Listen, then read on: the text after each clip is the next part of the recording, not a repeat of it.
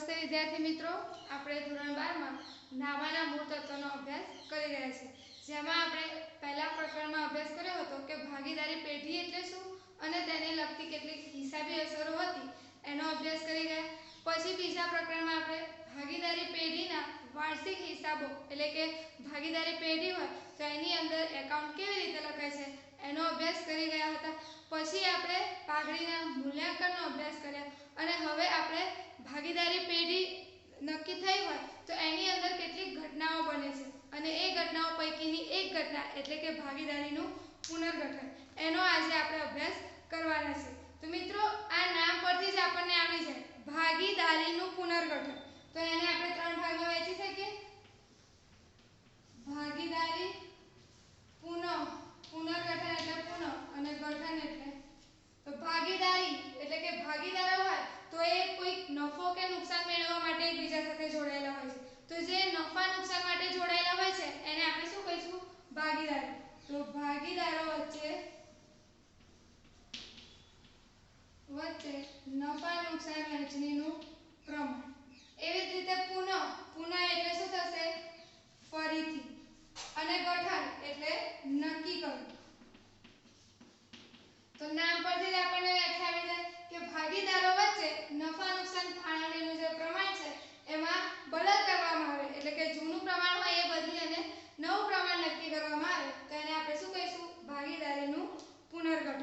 તો એની વ્યાખ્યા આવી રીતે થશે કે ભાગીદારી પેઢીમાં ભાગીદારો વચ્ચે કોઈ કારણસર તેમના નફા નુકસાન ફાળવણીના પ્રમાણમાં ફેરફાર કરવામાં આવે છે તો એને આપણે શું કહીશું? ભાગીદારીનું પુનર્ગઠન.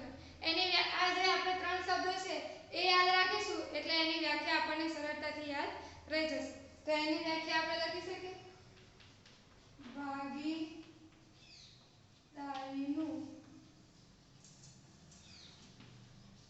પુનર્ગઠન.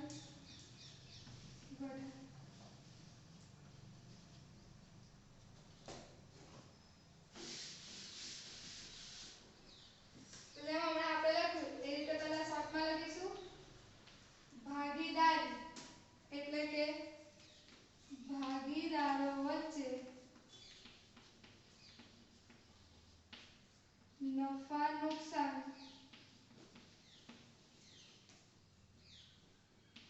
ફાળવણીનું પ્રમાણ. બીજું છે પુનઃ એટલે ફરીથી અને ગઠન એટલે નક્કી કરવું. તો એના પરથી આપણે વ્યાખ્યા જોઈ તો એ લખીશું એનો અર્થ.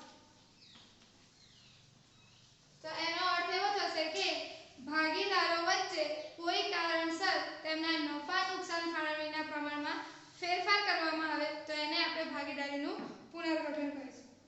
તો ભાગીદારો વચ્ચે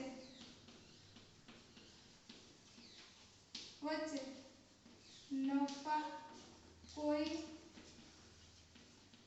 કારણસર નફા નુકસાન ફાળવણીના પ્રમાણમાં ફેરફાર કરવામાં આવે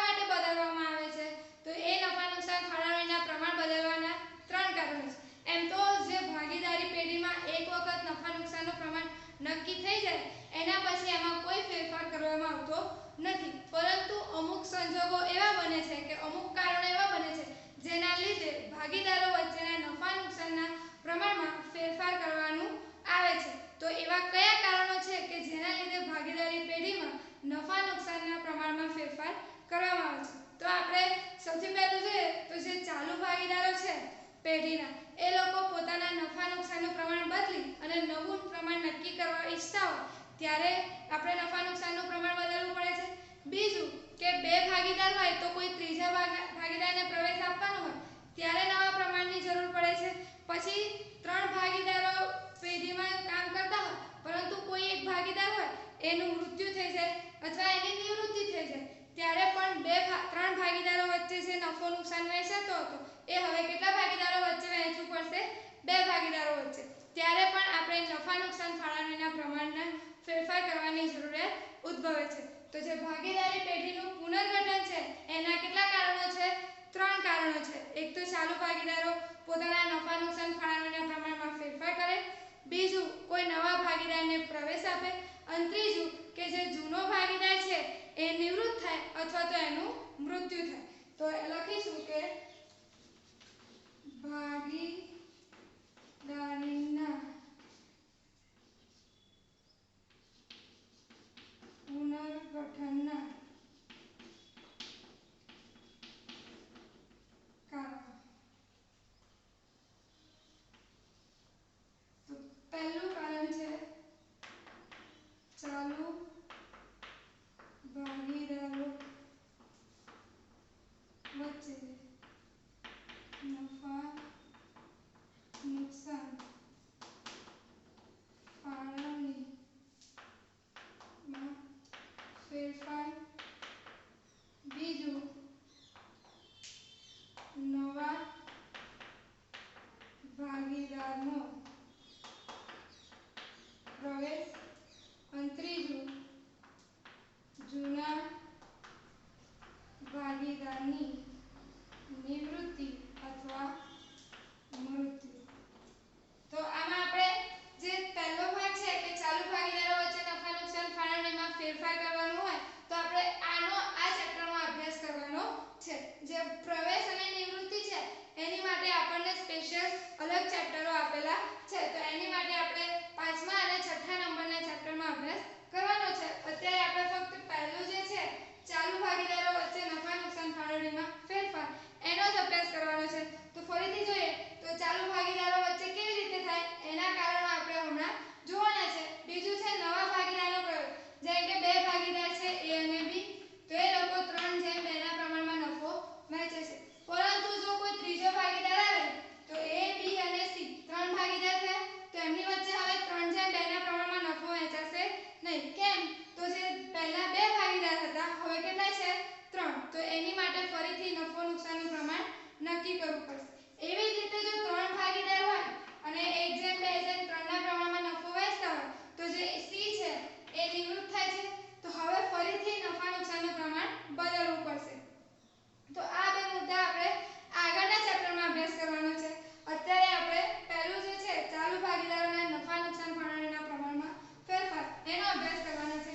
તો એના વિશે જોઈશું. તો પહેલું છે ચાલુ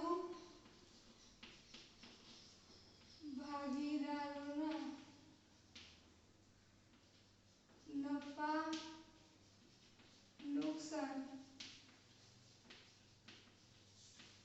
ફાળવણીમાં ફેરફાર.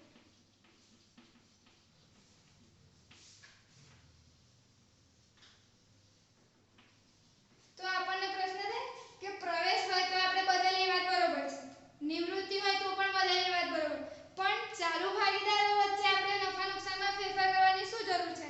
કેમ કે પહેલા પણ 3 ભાગીદારો હતા અને પછી પણ 3 છે. તો એ લોકો વચ્ચે નફા નુકસાન ફાળવણીના પ્રમાણમાં બદલાવ એટલે કે ફેરફાર કરવાની જરૂર શા માટે છે? તો આપણને ખબર છે કે કોઈ પણ 3 જણ કામ કરતા હોય તો એ 3 જણ વચ્ચે શું થયેલું હોય છે? કામનું વહેંચણી થઈ હોય કે આ વ્યક્તિ આટલું કામ કરવાનું, આ વ્યક્તિ આ કામ કરવાનું. તો એવી જ રીતે જો કોઈ ભાગીદાર હોય તો એ ભાગીદાર શારીરિક રીતે એની તબિયત સારી ન રહેતી હોય અથવા તો એને કોઈ તકલીફ થઈ હોય શરીરમાં, એના લીધે જે સમય આપવો જોઈએ એ સમય ન આપી શકતો હોય અને જે કામ કરતો હોય એ પણ કામ ના કરી શકતો હોય, એટલા માટે જે બીજા બે ભાગીદારો હશે એ શું કરશે? તો એ ઓછું કામ કરે છે તો એને નફો પણ કેવો મળવો જોઈએ? ઓછો. એટલા માટે એ લોકો ફરીથી ભાગીદારીનું જે પુનર્ગઠન છે એટલે કે નફા નુકસાન ફાળવણીના પ્રમાણમાં ફેરફાર કરે છે. તો એનું પહેલું કારણ છે કે શારીરિક નાદુરસ્તી એટલે કે શારીરિક રીતે એ સ્વસ્થ ન રહેતો હોય, એની સ્થિતિ તબિયત સારી ન રહેતી હોય તો એ જે સમય આપવો જોઈએ, જે કામ કરવું જોઈએ એ કામ કરી શકતો નથી. પહેલા કરતા ઓછું કામ કરતો હોય તો એને નફો પણ પહેલા કરતા કેવો મળવો જોઈએ? ઓછો મળવો જોઈએ. એટલા માટે ભાગીદારો વચ્ચે નફા નુકસાનનું પ્રમાણ એ ફરીથી નક્કી કરવામાં આવે છે. એવી જ રીતે આપણે બીજો મુદ્દો જોઈએ તો સમયનો અભાવ.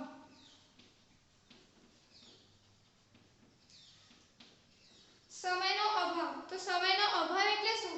તો 3 ભાગીદારો હોય એમાંથી કોઈ એક ભાગીદાર છે એને માનો કે એના છોકરાઓને ભણાવવાના હોય તો એ બીજે રહેવા જતો રહે. તો બીજે રહેવા જતો રહે તો એને વારાઘડી એક જગ્યાએથી બીજી જગ્યાએ આવવું પડે.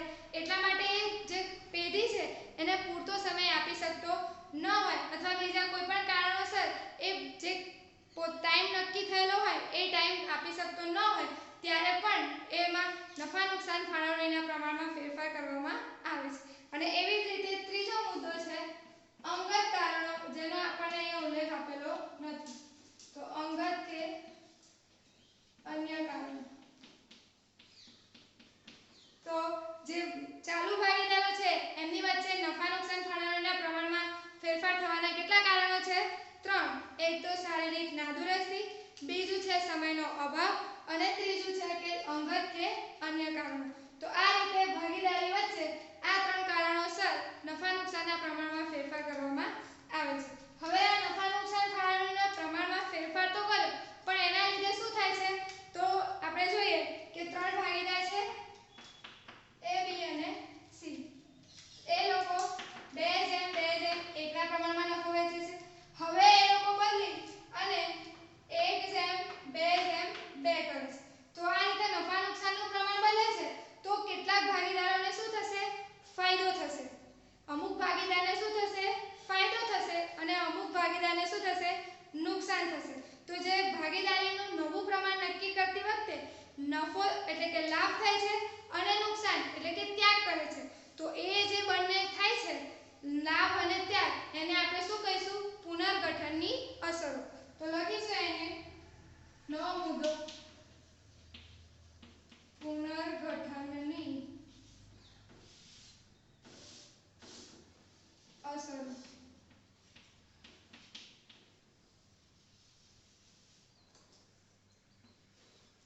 ભાગીદારીના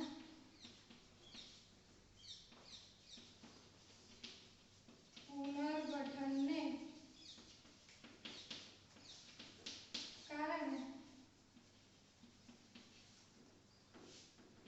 ભાગીદારો વચ્ચે ન્યાયિક વહેંચણી થાય માટે જે અસરો આપવામાં આવે છે તેને પુનર્ગઠનની અસરો કહે છે. હવે આપણે જોયું, હમણાં જે ઉદાહરણ જોયું હતું કે પહેલા 2:2:1 ના પ્રમાણમાં નફો વહેંચતા હતા, હવે 1:2:2 ના પ્રમાણમાં વહેંચે છે. તો એના લીધે શું થાય છે? તો ભાગીદારીના પુનર્ગઠનને કારણે એટલે કે નફા નુકસાન ફાળવણીના ફેરફારમાં બદલ કરવાના લીધે ભાગીદારો વચ્ચે ન્યાયિક વહેંચણી. ન્યાયિક વહેંચણી એટલે જે જેટલું કામ કરે છે એને એટલું જ ફાયદો કે એટલું જ નુકસાન થવો જોઈએ. તો એ ન્યાયિક વહેંચણી થાય એ માટે જે અસર આપવામાં આવે છે એને આપણે શું કહીશું? પુનર્ગઠનની અસરો. અને એ અસરો આપણે જોઈએ શું હશે? કોઈકને શું થશે? લાભ થશે અને કોઈકને નુકસાન એટલે કે ત્યાગ કરવો પડશે. તો આ પુનર્ગઠનની અસરો કેટલી હશે? એક તો લાભ થશે અને એક નુકસાન થશે. તો એનો બીજો મુદ્દો લખી શકાય કે ભાગીદારીના પુનર્ગઠનને કારણે કેટલાક ભાગીદારોને લાભ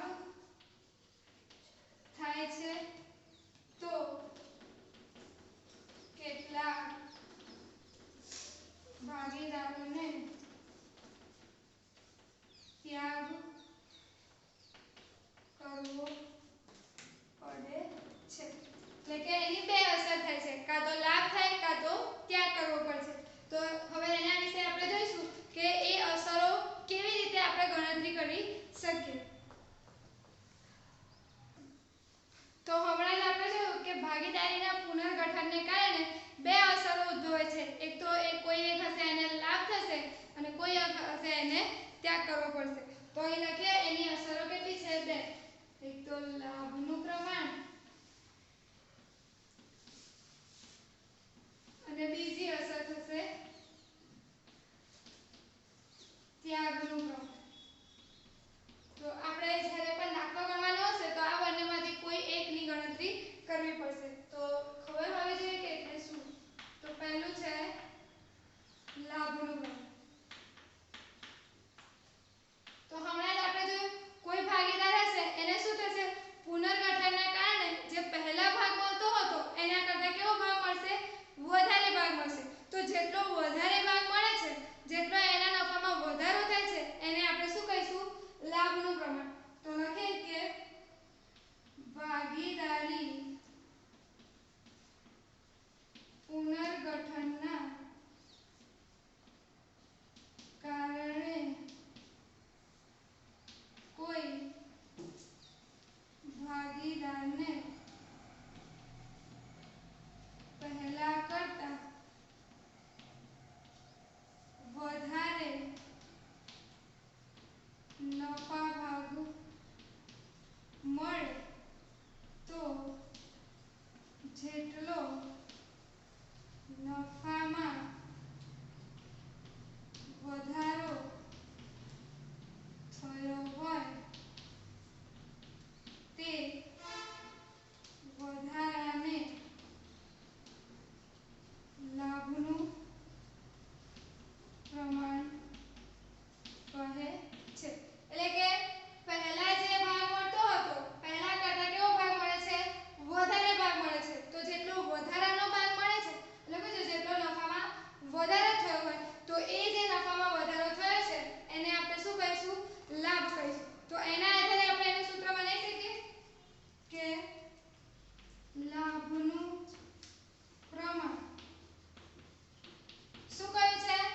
પહેલા કરતા વધારે નફો મળે તો જે નવું પ્રમાણ થયું નક્કી થયું હશે એ કેવું મળશે?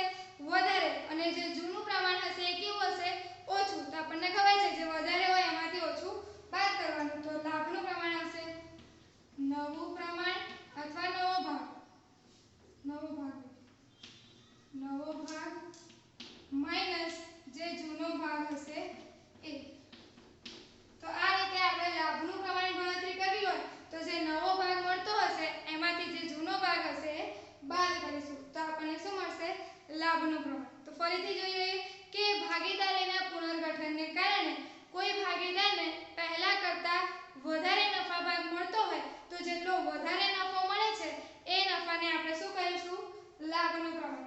એવી જ રીતે આપણે બીજી અસર જોઈ ત્યાગનું પ્રમાણ.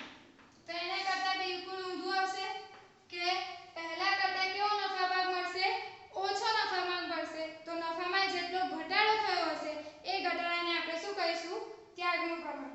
તો લખીશું કે ભાગીદારીના પુનર્ગઠનને કારણે કોઈ ભાગીદારને પહેલા કરતા ઓછો નફા ભાગ મળે તો જેટલો નફામાં ઘટાડો થયો હોય તે ઘટાડાને ત્યાગનું પ્રમાણ કહે છે. એટલે પહેલા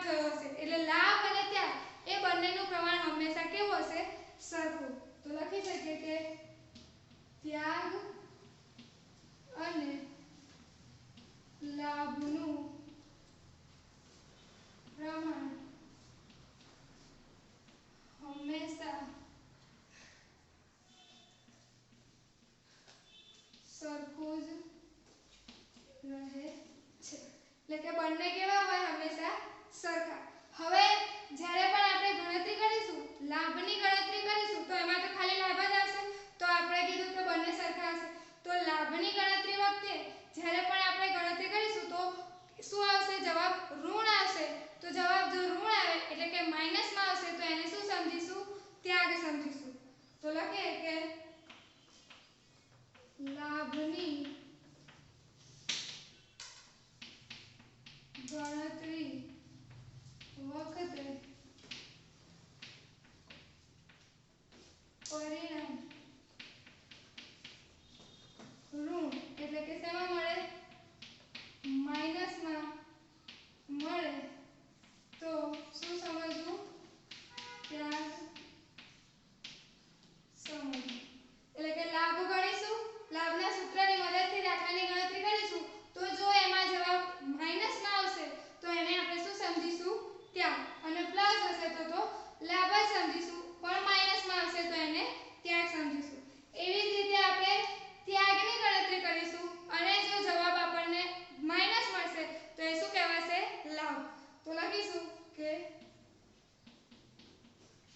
ત્યાગની ગણતરી વખતે પરિણામ ઋણ એટલે કે માઈનસ મળે તો લાભ સમજવું. તો આ રીતે આપણે આ ચેપ્ટરમાં જે થિયરી આવવાની છે ત્યાગ અને લાભના પ્રમાણને લગતી એ અહીંયા પૂરી થાય છે. તો આપણે શરૂઆતથી યાદ કરી લઈએ કે ભાગીદારીનું પુનર્ગઠન એટલે શું? તો ભાગીદારો વચ્ચે કોઈ કારણસર તેમના નફા નુકસાન ફાળવણીના પ્રમાણમાં ફેરફાર કરવામાં આવે તો એને ભાગીદારીનું પુનર્ગઠન કહે છે. એ ભાગીદારી પુનર્ગઠનના 3 કારણો છે. ચાલુ ભાગીદારો પોતાના નફા નુકસાન ફાળવણીના પ્રમાણમાં ફેરફાર કરે, બીજું કોઈ નવા ભાગીદારને પ્રવેશ આપે અને ત્રીજું છે કે જૂના ભાગીદારનું મૃત્યુ થાય અથવા તો એની નિવૃત્તિ થાય. હવે એમાંથી જે 3 કારણો છે એમાં આપણે અત્યારે પહેલા જ કારણનો અભ્યાસ કરવાનો છે કે ચાલુ ભાગીદારો પોતાના નફા નુકસાન ફાળવણીના પ્રમાણમાં ફેરફાર કરે. તો એ કેવા સંજોગોમાં બને? તો એક તો શારીરિક નાદુરસ્તી એટલે કે કોઈ ભાગીદાર હોય જે એનું સંચાલન કરતો હોય અને એ હંમેશા બીમાર રહેતો હોય, એની તબિયત સારી ન રહેતી હોય ત્યારે નફા નુકસાન ફાળવણીના પ્રમાણમાં ફેરફાર કરવામાં આવે છે. બીજું છે સમયનો અભાવ કે પૂરતો સમય જે એને આપવો જોઈએ એ ભાગીદારી પેઢીને આપી શકતો ન હોય ત્યારે નફા નુકસાન ફાળવણીના પ્રમાણમાં ફેરફાર કરવામાં આવે છે. અને ત્રીજું હતું એના અંગત કે અન્ય કારણો. પછી આપણે જોયું ભાગીદારી પુનર્ગઠનની અસરો.